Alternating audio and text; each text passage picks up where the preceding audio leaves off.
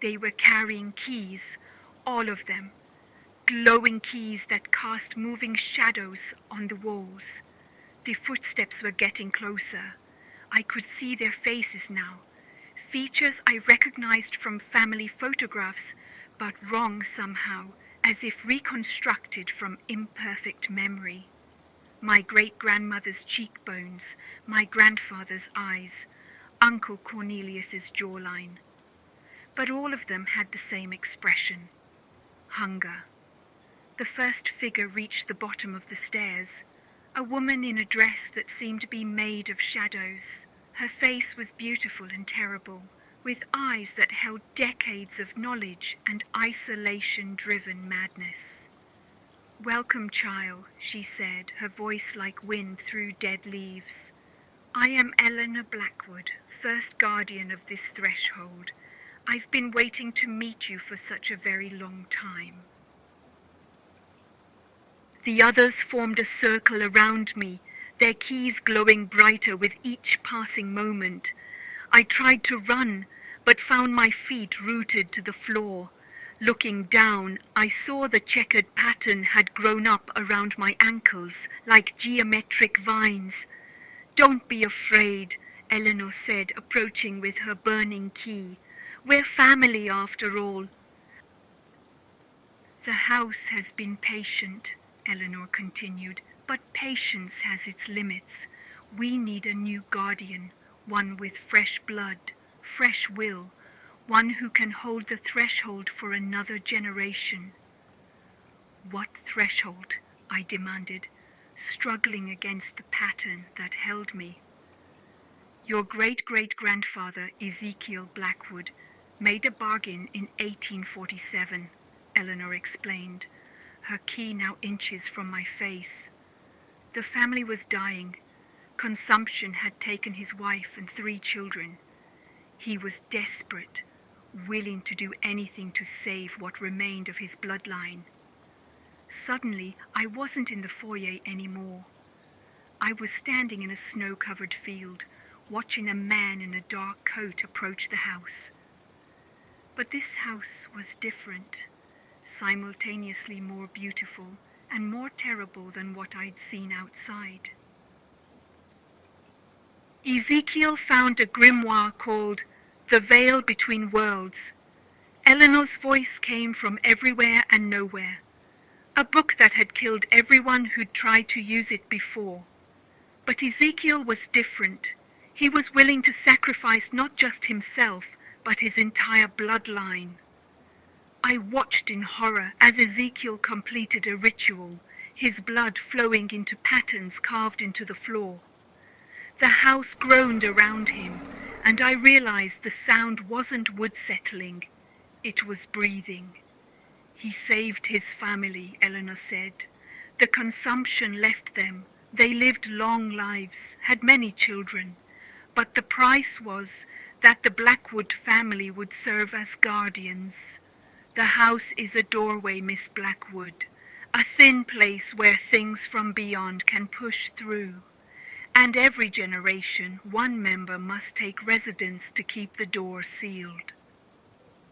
The vision collapsed, and I was back in the foyer. But everything had changed.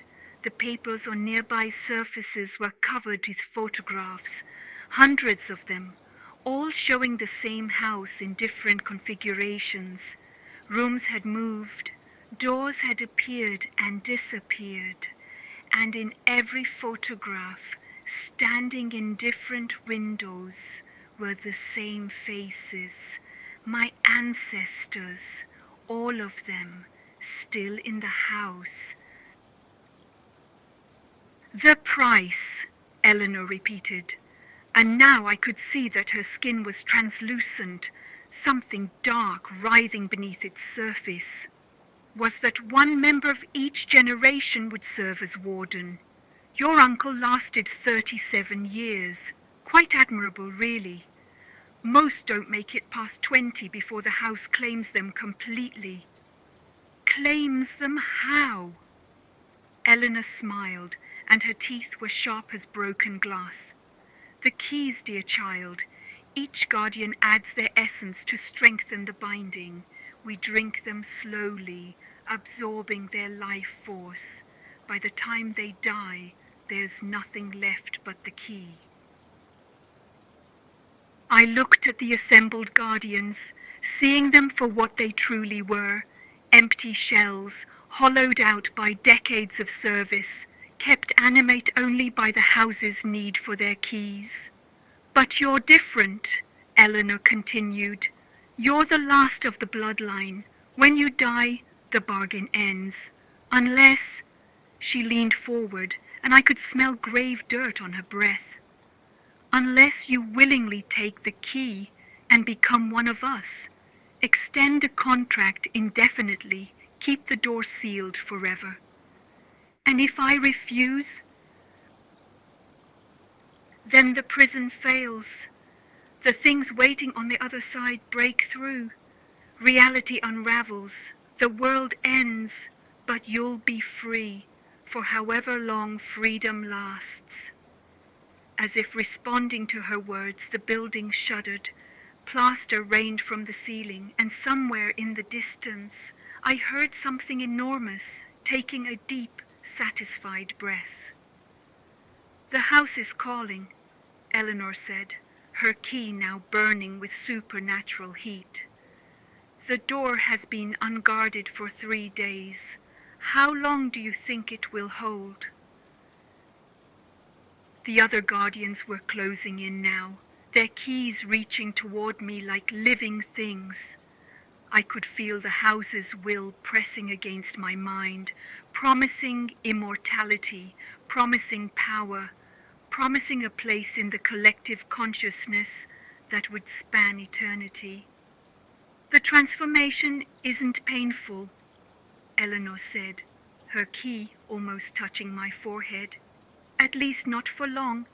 And think of the knowledge you'll gain, the secrets you'll learn. The house has been collecting them for generations. Every whisper from beyond, every fragment of forbidden wisdom. The key was so close now, I could feel its heat on my skin, could see symbols carved into its surface, beginning to burn themselves into my vision. But just as Eleanor was about to make contact, a voice rang out from the staircase. Enough!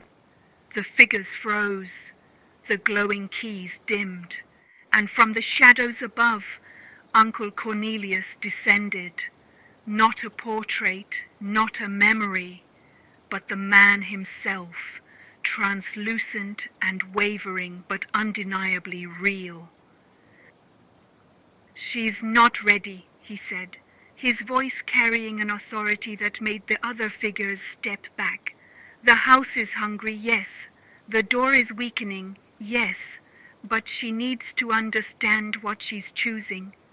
He turned to me, and I saw that his eyes were full of sadness and something else.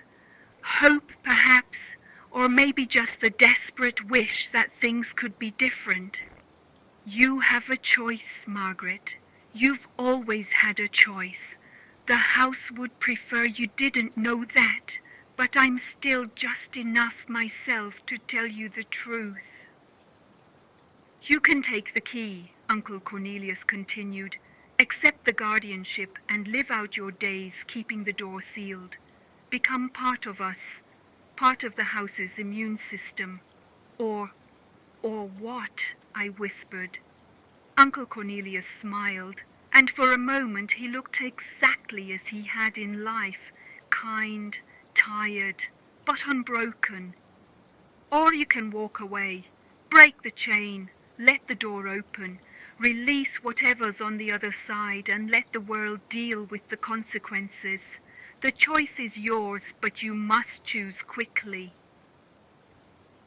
As if summoned by his words, the building began to tremble. The walls breathed inward, the ceiling lowered, and I realized with growing terror that the house was contracting around me, like a throat preparing to swallow. The geometric vines holding my ankles suddenly released, and I stumbled forward, free but surrounded by the advancing guardians, Choose, Uncle Cornelius said urgently. The stairs are waiting. They always lead somewhere. The question is, where do you want to go? Eleanor and the others were reaching for me again, their keys blazing with desperate light. The house was groaning and settling, reality bending around us like heated metal. My decision came not from logic or courage, but from pure instinct. I broke free from the circle and ran, not toward the door, which had vanished entirely, but toward the staircase. The 13th step, Uncle Cornelius called after me. Remember the 13th step. I was already taking the stairs 2 at a time, the assembled guardians reaching after me with their glowing keys. Behind me, I could hear Eleanor screaming in frustration and something else. Fear. I was counting now, unable to stop myself. 1, 2, 3, each step carrying me higher into the impossible architecture. 4, 5, 6, the temperature dropping with each level. 7, 8, 9, the walls changing into something that wasn't quite wood, wasn't quite stone. 10, 11, 12. I stopped. Ahead of me, the staircase simply ended. Not in a landing or doorway, but in empty air. Beyond was a void so complete that looking into it made my mind recoil. But I had to take the 13th step.